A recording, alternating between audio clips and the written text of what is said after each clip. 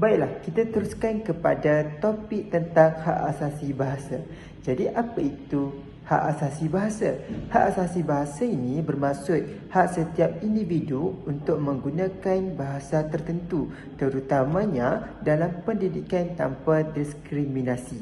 Di Malaysia, bahasa Melayu menjadi bahasa pengantar utama kerana fungsinya sebagai bahasa kebangsaan, bahasa perpaduan dan bahasa ilmu. Penggunaannya penting untuk kita pastikan semua murid mendapat peluang pendidikan yang sama serta membentuk identiti nasional.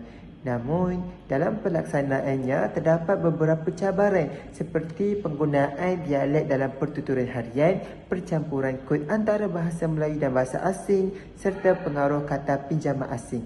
Oleh itu, jom kita belajar tentang bahasa Melayu dari aspek dialek, pencampuran kod bahasa Melayu baku dan bahasa asing bersama-sama.